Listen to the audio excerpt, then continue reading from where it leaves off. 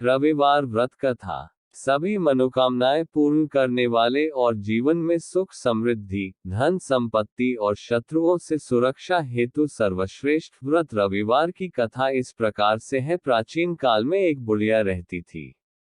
वह नियमित रूप से रविवार का व्रत करती।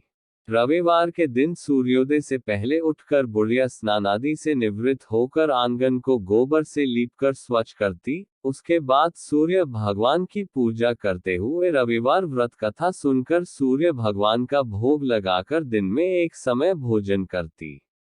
सूर्य भगवान की अनुकंपा से बुढ़िया को किसी प्रकार की चिंता व कष्ट नहीं था। धीरे धीरे उसका घर धन धान्य से भर रहा था।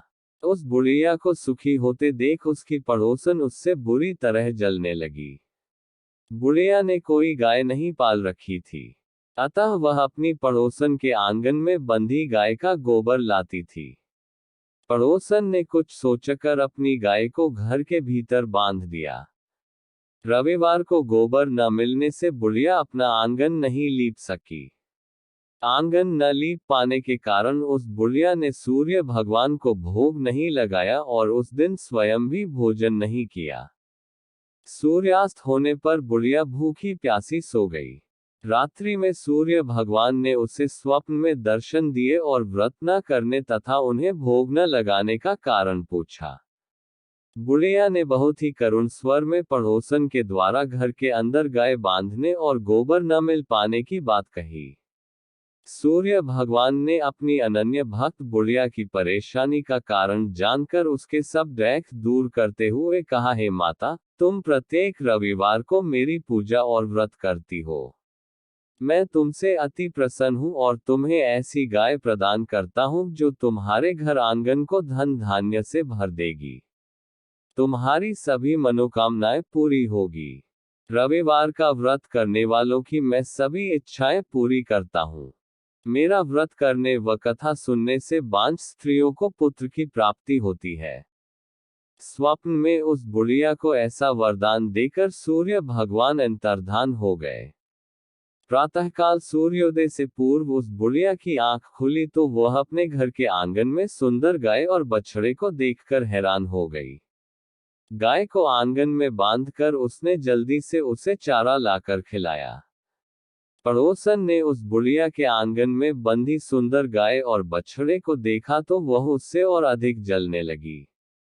तभी गाय ने सोने का गोबर किया। गोबर को देखते ही पड़ोसन की आंखें फट गईं।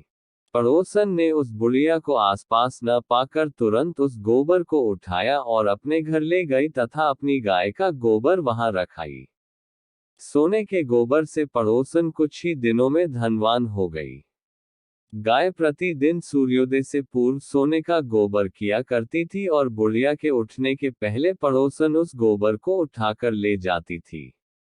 बहुत दिनों तक बुढ़िया को सोने के गोबर के बारे में कुछ पता ही नहीं चला। बुढ़िया पहले की तरह हर रविवार को भगवान सूर्यदेव का व्रत करती रही और कथा सुनती रही। लेकिन सूर्य भगवान को जब पड़ोसन की चालाकी का पता चला तो उन्होंने तेज आंधी चलाई। आंधी का प्रकोप देखकर बुढ़िया ने गाय को घर के भीतर बांध दिया।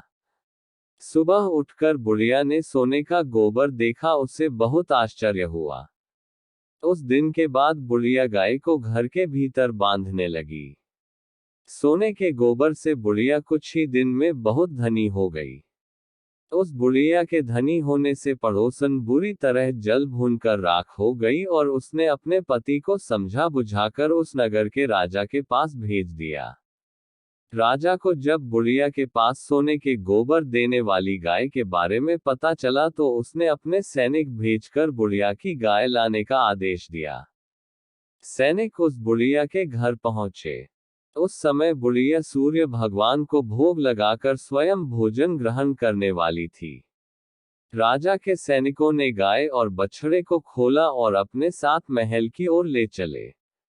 बुढ़िया ने सैनिकों से गाय और उसके बछड़े को न ले जाने की प्रार्थना की, बहुत रोई चिल्लाई, लेकिन राजा के सैनिक नहीं माने। गाय व बछड़े के चले जाने से बुढ़िया को बहुत दैख हुआ। उस दिन उसने कुछ नहीं खाया और सारी रात सूर्य भगवान से गाय व बछड़े को लौटाने के लिए प्रार्थना करती रही। सुंदर गाय को देखकर राजा बहुत खुश हुआ।